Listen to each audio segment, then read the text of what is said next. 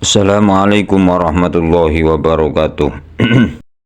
Alasan mengapa kita tak boleh memikirkan tentang zat Allah subhanahu wa ta'ala adalah karena kemampuan nalar kita sampai pada hal tersebut, sehingga dalam salah satu hadis Rasulullah mengatakan, tafakkur fi khalqillah wala tafakkur fi dzatillah, menyebut bahwa berfikir mengenai zat Allah akan memunculkan ragu dalam hati seseorang. Dalam hadis lainnya Rasulullah subhanahu wa ta'ala juga menyebutkan bahwa manusia sama sekali tak memiliki kemampuan dalam memahami keagungan zat Allah subhanahu wa ta'ala.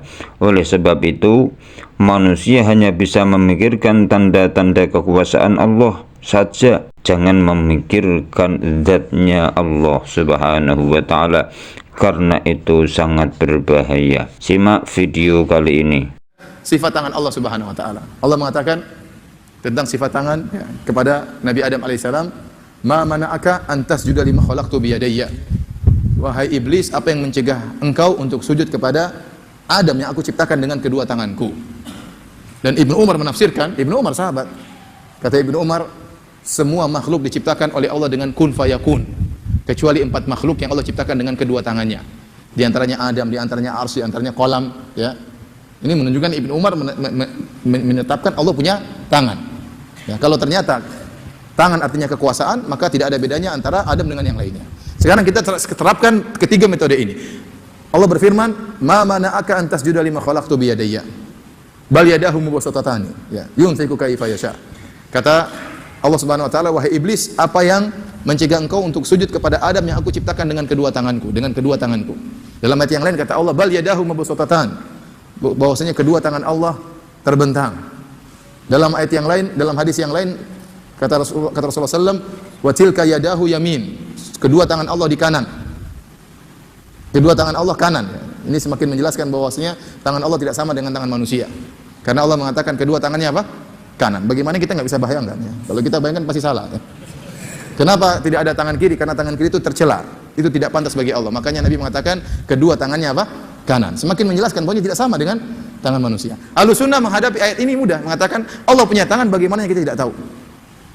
Bagaimana kita tidak tahu. Yang jelas Allah sebutkan tangan Allah sangat besar, sampai Allah mengatakan wa ma qadarullah haqqa qadri, sungguhnya mereka tidak mengagungkan Allah sebagaimana mestinya. Wal ardu jami'an qabdatuhu yaumal qiyamah, dan sungguhnya bumi seluruhnya berada dalam genggaman Allah. Was samawati matwiyatun biyamini, dan langit seluruhnya terlipat dalam tangan kanan Allah subhanahu wa ta'ala. Subhanahu wa ta'ala amma yusyrikun, maha suci Allah atas kesyirikan yang mereka lakukan.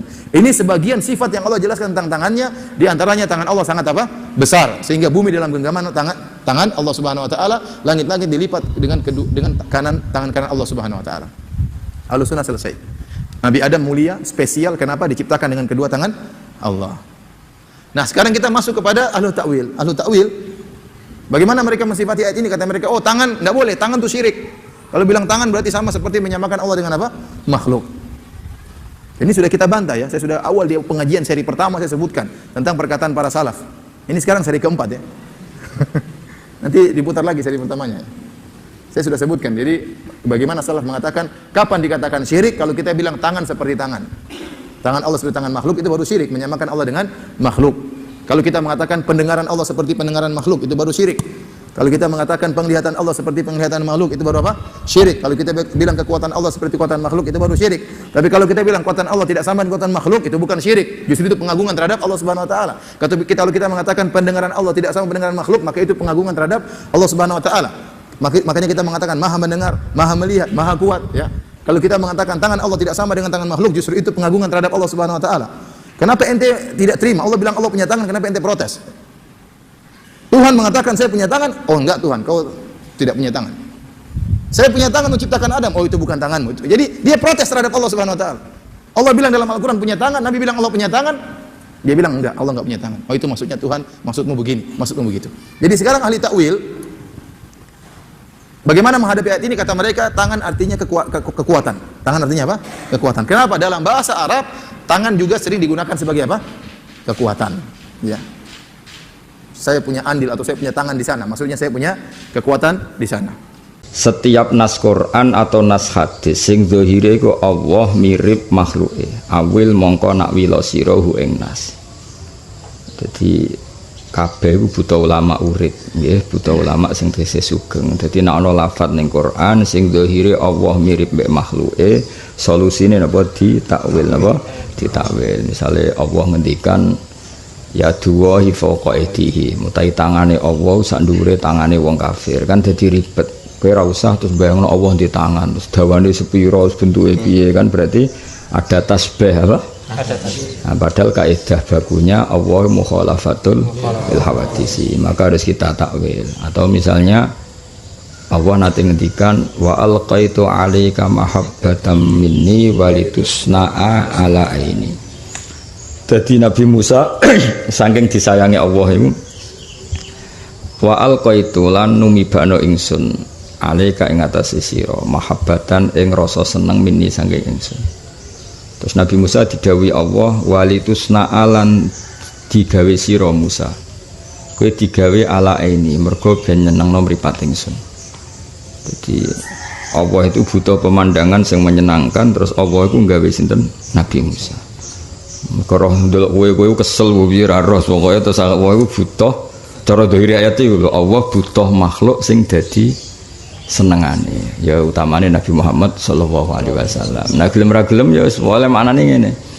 Walitusna alan supaya digawe sira Musa, kowe digawe ala ini ing ngatasé pandangan atau pengawasan ingsun. Kayak dalam bahasa Indonesia kan ya sama, misalnya mata-mata presiden sampai kemana-mana, mosok meripat fisik. Meripat fisik ya digawa presiden ngalor ngidul. Maksudnya mata-mata presiden di mana-mana kan apa pengintainya atau intelijennya. Paham ya? Jadi kabeh iku normal ya, takwil itu logika apa normal. Kaya kowe wong sugih kan istilahno kaki tangannya di mana-mana. Memangnya monster kan ya ora, tapi maksudnya iku ya kekuasaannya napa di mana-mana. Paham terus. Jadi setiap nas yang seakan-akan Allah itu mirip makhluknya, maka solusinya ditakwil. Mulane ngaji ku jihad, kula seneng banget ngaji. Mergo napa wong ben waras meneh napa? Mulane bener ad-dunya mal'unatun mal'unun ma fiha illa dzikrullah wa ma walahu au aliman au muta'alliman. Jadi serang kena laknat itu mau wong mulang mbek sing diulang. Bolak-balik wong goblok ya barokah. Karek teko ngaji diulang bebas laknat to. Amit-amit tenan. Kalau kadang dadi wong alim yo ngeluh. Mereka ujung-ujungnya padha. Ujung-ujungnya padha. Misale bah mlebu swarga, engko pengumuman kedua ya brand penggemarnya. Rusak-rusak. Ya, jadi rugi ya sini itu ngalim rugi karena mau kene sing kangelan kono sing tampa mateng. Penak dadi wong bodho penak. Tapi kula ora kepengin, yakin ora kepengin. Masuk penak ora kepengin. Ya eling-eling. Jadi wong alim mesti tersiksa, kaya Imam Asy'ari ku tersiksa. Mergo piye-piye akeh lafadz ning Quran hadis sing dhahire iku Allah mirip makhluk. Kados wasbir li hukmi rabbika fa innaka bi ayunina. Kadang Allah ya susah, di istilahno ning Quran Allah ya susah. Aku roh kelakuane Fir'aun susah. Jadi pengiran aku roh kelakuane Fir'aun susah. Istilah pengiran yo falamma asafuna napa? Kan asifa ya safu asafan. Kita alat tesoro kok asifa ya safu asafan. Diikutkan wazan af'ala. Mestinya kan asafa napa? Terus amana jadi dari amana. Terus dielal jadi apa? Amana. Berarti asafa jadi asafa. Alhamdulillah sudah menyimak kajian kali ini dari Ustaz Firanda dan Gus Baha.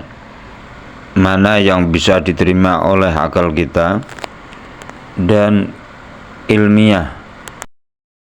Komen dan share apabila video ini penting. Wal afu minkum. Assalamualaikum warahmatullahi wabarakatuh.